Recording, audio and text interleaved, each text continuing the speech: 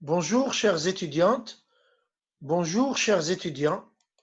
Je vais dans cette petite vidéo vous présenter comment établir le plan d'amortissement dégressif d'une immobilisation.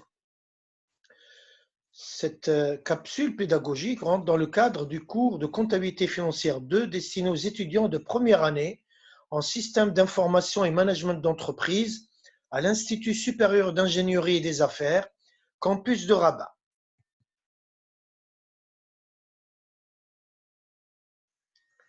Nous allons présenter l'énoncé. Je reprends toujours le cas de l'entreprise Mona qui nous présente un extrait de la balance avec les trois catégories d'immobilisation, les bâtiments, le matériel de transport et le matériel de bureau, ainsi que les amortissements relatifs à ces immobilisations. Puis, nous allons présenter l'extrait de l'état des immobilisations concernant le matériel de bureau qu'on avait vu dans une vidéo précédente pour le calcul du taux d'amortissement que nous voyons ici en point d'interrogation. Il s'agit d'établir le plan d'amortissement du photocopieur 3. Alors, ce photocopieur 3, où est-ce qu'il est? Eh bien, le voici. Donc, il a été acquis le 8 septembre 2019, au courant de l'année de l'exercice 2019. Il a été acquis à 30 000 dirhams et il sera amorti selon le procédé dégressif. Et dans une question précédente qu'on avait vue, on avait trouvé que le taux d'amortissement du matériel du bureau est de 10%. Donc, je mets maintenant comme quoi le taux est de 10% et c'est un amortissement dégressif. Voilà. On a une balance avant inventaire, mais elle ne va pas nous servir dans ce cas-là, puisque nous avons un photocopieur qui vient d'être acquis en 2019. Il n'a encore jamais été amorti, donc ces amortissements ne figurent pas dans l'extrait de la balance avant inventaire, mais sa valeur, 30 000, figure dans les 120 000 dirhams que nous avons ici. On en a déjà parlé dans une vidéo précédente. Alors, on va aller vers l'établissement du plan d'amortissement. Il faut d'abord calculer le taux d'amortissement dégressif. Alors, alors, nous avons le taux qui est linéaire de 10%, d'accord? Donc, le taux linéaire égale 10. Donc, ça veut dire que la durée d'utilisation probable est de 10 ans. 100 sur 10 nous donne 10. À quoi est égal le taux dégressif? C'est le taux linéaire fois le coefficient de dégressivité. Le taux linéaire, il est de 10, donc le taux dégressif égale 10 fois le coefficient. Nous connaissons le barème des coefficients, puisque la durée d'utilisation probable est supérieure à 6 ans, donc le coefficient est de 3, et donc le taux dégressif sera égal à 10 fois 3, et donc à 30. Le taux dégressif en pourcentage sera de 30%. Nous allons établir notre plan sous forme de tableau. Alors, nous avons les années.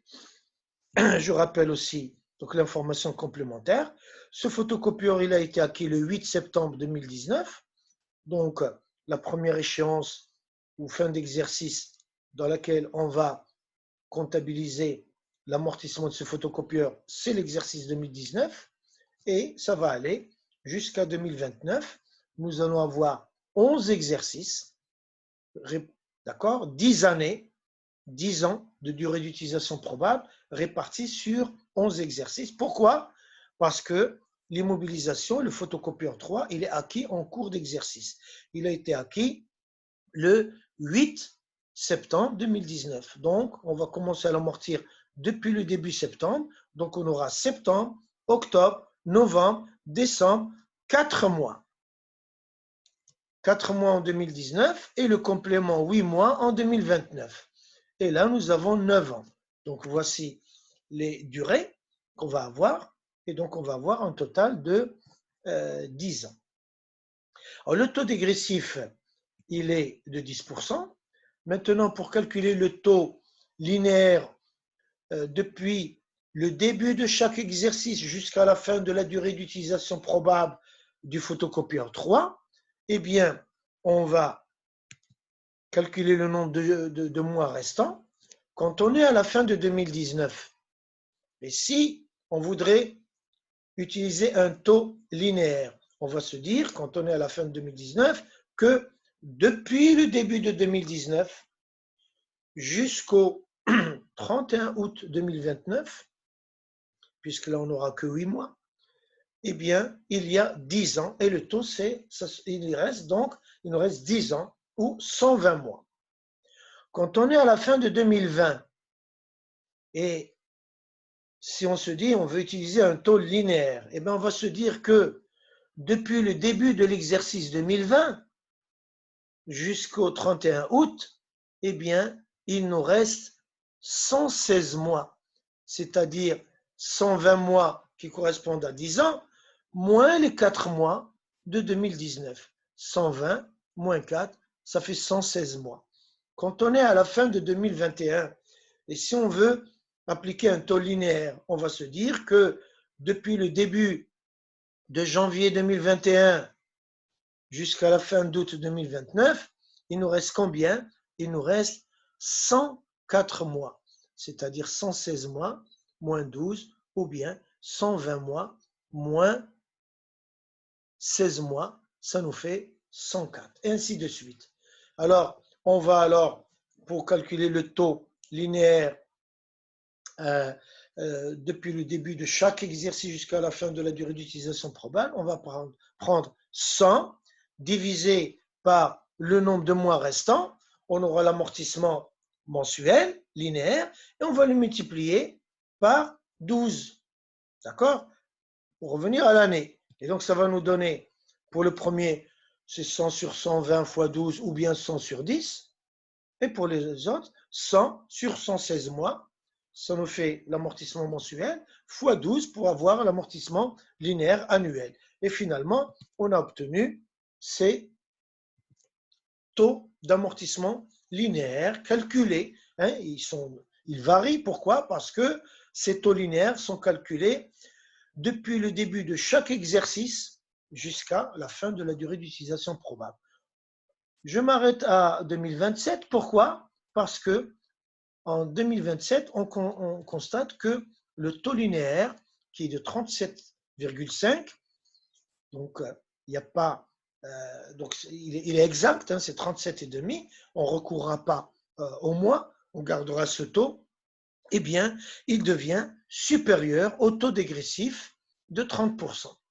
Et donc, à partir de l'exercice 2027, on va abandonner le procédé d'amortissement dégressif et on va alors appliquer le procédé d'amortissement linéaire ou constant. Voilà, pour ces 2 années et 8 mois qui nous restent. Il nous restera 1 an 2027, 1 an 2028 et 8 mois 2029. OK? Très bien. Alors, la valeur nette d'amortissement au début de l'exercice 2019, eh bien, c'est la valeur d'origine, hein, la valeur d'origine de ce photocopieur 3 qui a été acquis le 8 septembre 2019. À combien? Ben, nous avons ici 30 000 dirhams. Donc, nous avons 30 000 dirhams.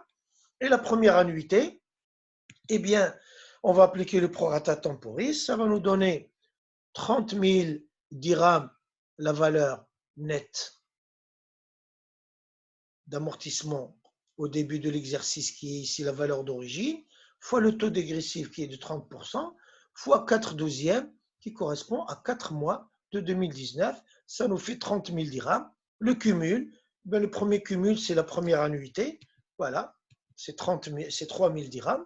La valeur nette, eh bien, à la fin de 2019, c'est 27 000. Comment on a fait pour calculer ces 27 000? C'est la valeur nette d'amortissement au début de l'exercice 2019 moins l'annuité de 2019, c'est-à-dire la dépréciation de 2019. On avait 30 000. Le photocopieur a perdu 3 000 dirhams en raison de son amortissement. Et il nous reste 27 000. Et ces 27 000 valeurs nettes d'amortissement à la fin de l'exercice 2019 va devenir la valeur nette d'amortissement au début de l'exercice suivant, c'est-à-dire 2020. Et nous allons calculer alors l'annuité dégressive avec la valeur nette au début de l'exercice fois le taux 30%. Et là, c'est une année, c'est une annuité complète qui est de 8100. On va calculer le cumul, le voici. Comment l'a-t-on calculé? Eh bien, on a pris le cumul précédent plus l'annuité de l'exercice, nous donne 11 100. Et donc, on va calculer la VNA à la fin de l'exercice, c'est-à-dire la VNA au début de l'exercice moins l'annuité de l'exercice nous donne 18 900 qui devient la valeur nette d'amortissement au début de l'exercice suivant. Nous calculons l'annuité avec 30% calculé sur la VNA au début. Ça nous donne 5 670. Nous allons calculer le cumul en prenant le cumul de l'exercice précédent plus l'annuité. Ça va nous donner le nouveau cumul. Voilà, comme ça.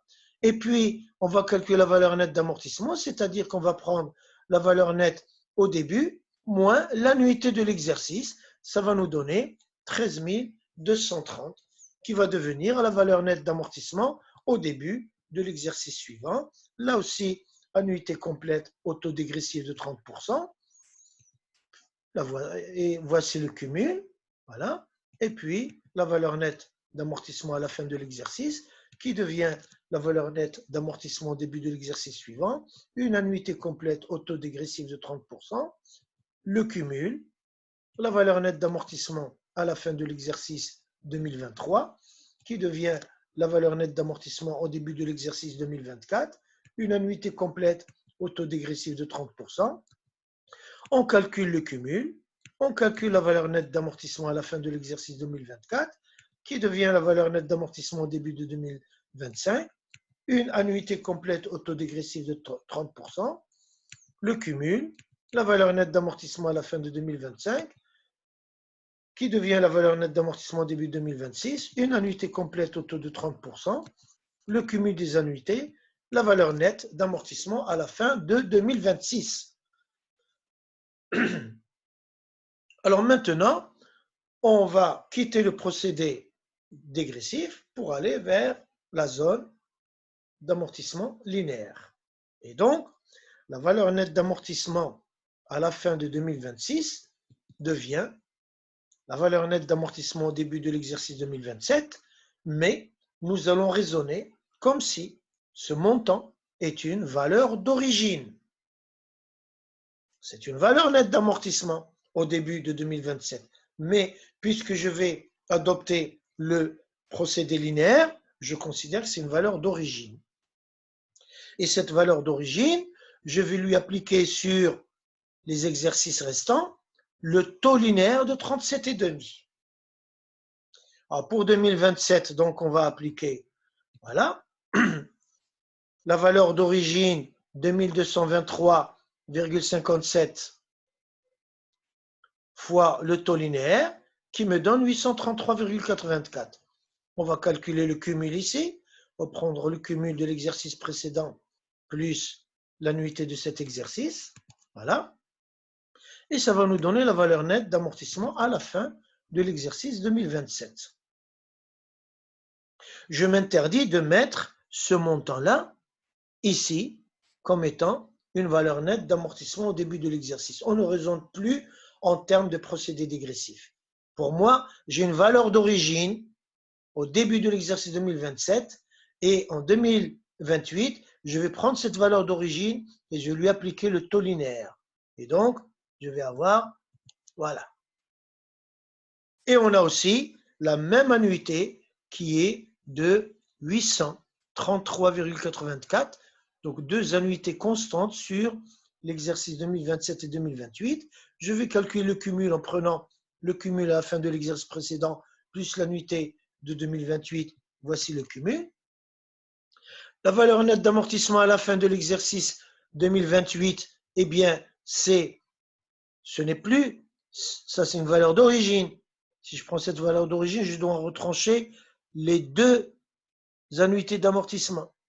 D'accord? Ou bien je dois prendre la valeur d'origine 30 000 moins le cumul des annuités. Sinon, comme on faisait quand on travaillait sur le plan d'amortissement linéaire, je vais prendre la valeur nette d'amortissement à la fin de l'exercice précédent, moins l'annuité. Donc 1300 moins 800, ça nous fait quelque chose de l'ordre de 500. Ça nous fait donc 555,89.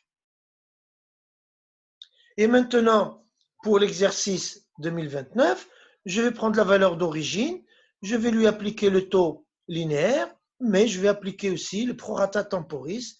Je vais prendre uniquement 8 mois sur 12. Et donc, on va avoir la valeur d'origine, le taux linéaire et le prorata temporis, 8/12.